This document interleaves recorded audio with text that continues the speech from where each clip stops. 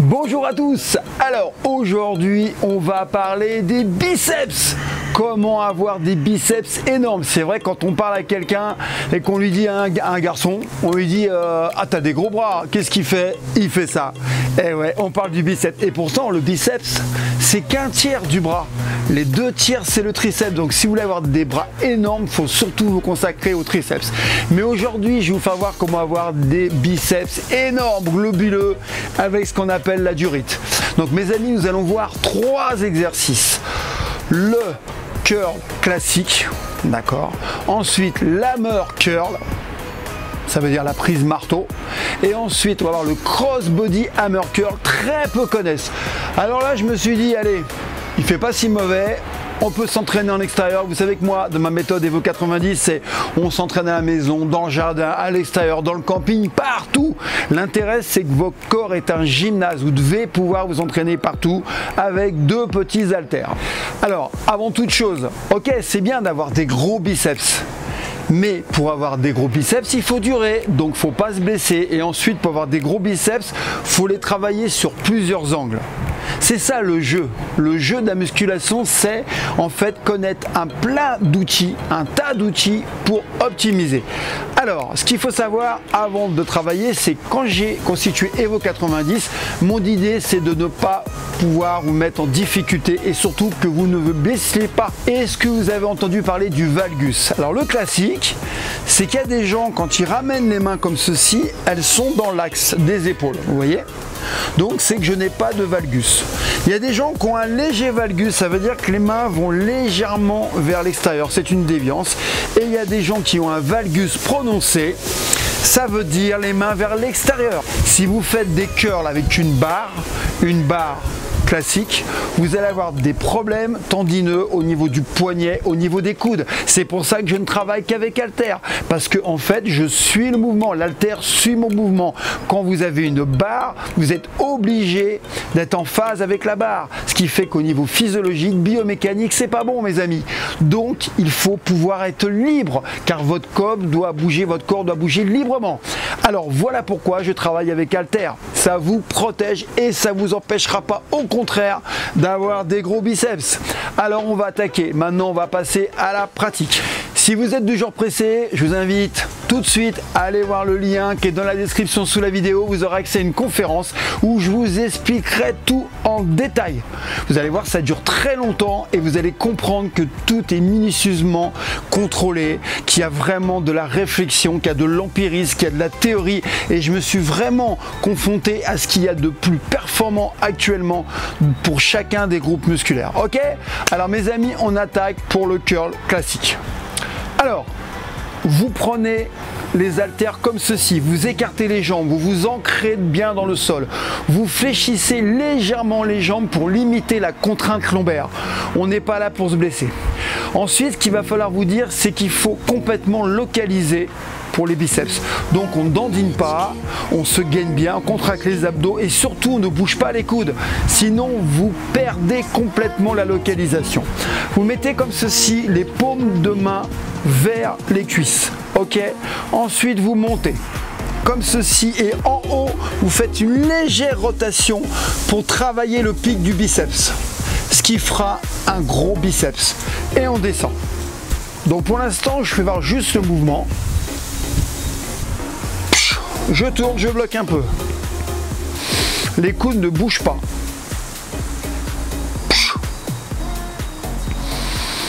Concentration totale.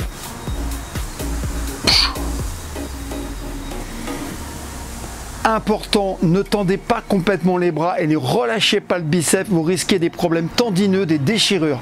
Toujours en concentration. C'est pour ça, évitez de parler, entraînez-vous tout seul. Soyez concentrés. Voilà, je suis connecté, là, regardez bien.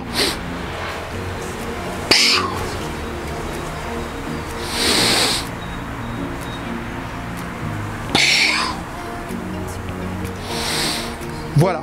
Alors, mes amis, ça c'est la technique. Maintenant, dans Evo 90, il y a 6 cycles. Et la magie des cycles, c'est qu'en fait, À chaque fois, vous n'allez pas vivre le plateau. Le plateau, c'est qu'en fait, on stagne. Je vais relancer la machine à chaque fois. Je vais relancer le système hormonal. C'est pour ça que la technique est une chose. Vous pouvez connaître la technique, le mouvement. Mais ça ne suffit pas. Ce qui va être important, c'est la mécanique derrière, la stratégie pour faire du muscle, du gros muscle puissant, résistant et volumineux. Alors maintenant, on va voir un deuxième exercice qui est le hammer. Donc là, avec le curl, on a travaillé le biceps brachial, le brachial antérieur, d'accord, ce qui relie le biceps à l'avant-bras.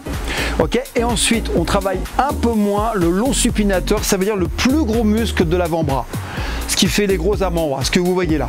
Ok, donc là, on a localisé essentiellement sur le biceps brachial et le brachial antérieur. Maintenant, avec le hammer, l'intérêt, et dans Evo 90, je l'évoque et je vous le fais travailler, c'est qu'on va travailler le long supinateur. Parce qu'en fait, quand vous allez être de face, il y aura un effet rebondi du biceps globuleux et un effet gros par l'avant-bras. Ce qui fait que ça va donner un effet puissant. Et ceux qui font des arts martiaux, qui font d'autres sports, de la varap, de la grimpe, enfin pratiquement tous les sports, on a besoin d'une force importante au niveau des avant-bras. Et ce qu'il faut savoir, c'est qu'on active aussi les fléchisseurs des doigts. Donc vous allez avoir une vraie force de préhension et si vous mettez des patates, c'est important. Ok, il faut rire un petit peu. Alors on va travailler le hammer. Je vous déconseille de le prendre au milieu. Prenez-le plutôt à ce niveau-là. Pourquoi? Comme ça, vous serez bloqué au niveau de la préhension. Donc vous mettez comme ceci. Prise, d'accord, paume pareil, comme tout à l'heure, vers les cuisses et vous montez.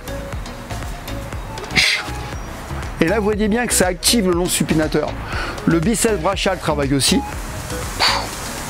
Brachial antérieur, mais là on sent bien le long supinateur, le plus gros muscle de l'avant-bras, ce qui fait des avant-bras énormes. On parle des biceps, mais c'est relié au biceps, l'avant-bras. Alors regardez bien. Inspire. Je garde une seconde en haut.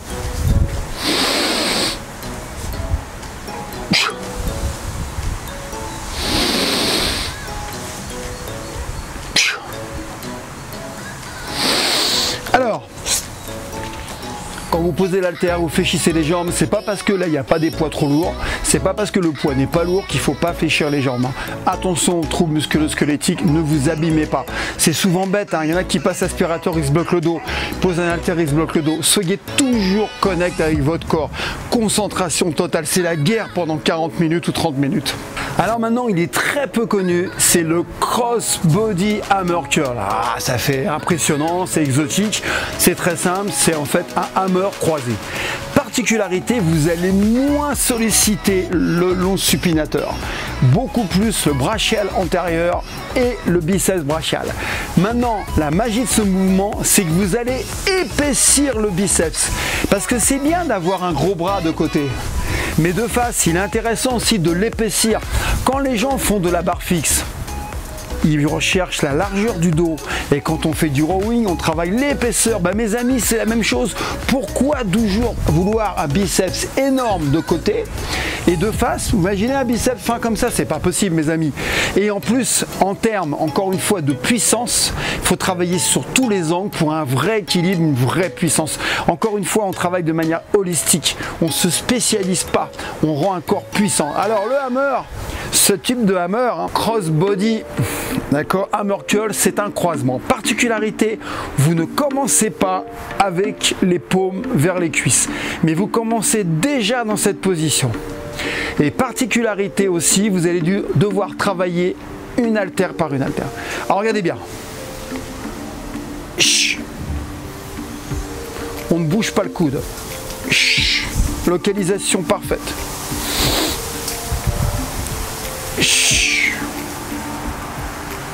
Là, il n'y a pas très lourd et je le sens déjà. Ceux qui sont déjà en avance, qui ont déjà du métier, vous pouvez faire plus dur. En fait, vous avancez légèrement le coude de telle manière à le mettre déjà sous tension. Regardez bien. J'avance. Ça, c'est déjà de l'intensification. Tranquille, bien ancré, bien concentré. Donc mes amis, vous avez vu 3 mouvements de base. N'allez pas chercher midi à 14 h, mais ce qui est important, c'est de travailler les angles. Le biceps sont tous ces angles, comme d'ailleurs tous les groupes musculaires. Après, il va falloir bien le positionner par rapport aux autres groupes musculaires. Un exemple, j'ai vu la semaine dernière quelqu'un qui a travaillé les biceps le mardi et qui fait les dorsaux le mercredi. C'est n'importe quoi, puisqu'il a déjà sollicité les biceps le mardi. Le mercredi, il va les ressolliciter. Les filles n'ont pas eu le temps de se reconstituer. Il sera moins puissant au dos, c'est pas bon. À l'inverse, quand on a des gens qui ont du mal à localiser, on pré-fatigue un muscle, mais ça c'est de la technique poussée, on en parle dans Evo 90, on pré-fatigue un muscle pour travailler l'autre muscle. Mais il est complètement débile de fatiguer un muscle stabilisateur, un muscle qui va vous aider du même groupe musculaire. C'est improductif. Donc vous voyez que le mouvement est une chose, je vous l'apprends, je vous le fais voir, travaillez-le, vous aurez les sensations. Mais encore une fois, la magie d'Evo 90, c'est la manière dont j'ai structuré les choses. Alors, avant d'aller plus loin, allez voir ce qu'on vous propose. Vous avez un lien dans la description. C'est la méthode qui m'a permis de gagner 27 cm en 90 jours. Tout le monde vous dira que c'est impossible. Ce qui est impossible, ce qui était impossible il y a longtemps est devenu possible. Et encore une fois, les limites, c'est vos limites à vous. Il n'y a pas de limite à partir du moment où on travaille correctement, on optimise et on fait des choses qui sont logiques. D'accord? Alors ça ne veut pas dire que vous allez prendre 27 cm en 90 jours, vous allez en prendre 27 et ainsi de suite. Ce qui est important, c'est ça a été fait de manière naturelle, en prenant 45 minutes, 3 à 4 fois par semaine, sans stéroïdes. Vous savez que j'ai fait un contrôle antidopage, et surtout sans vous blesser à la maison. D'accord? Que des avantages. Mais l'avantage final, c'est qu'au-delà du physique, vous allez travailler votre mental parce que vous êtes face à vous-même, il n'y a pas d'ego, vous allez gagner du temps et surtout vous allez être fier de vous parce que vous allez avoir besoin d'une discipline de fer. Voilà mes amis, tout est dit. Allez voir encore une fois ce lien dans la description sous la vidéo et vous allez comprendre comment on construit un corps en forme, comment on peut perdre du gras, comment on peut prendre du volume et comment on peut avoir des gros muscles. Allez, ciao, à bientôt, toujours un plaisir de vous retrouver.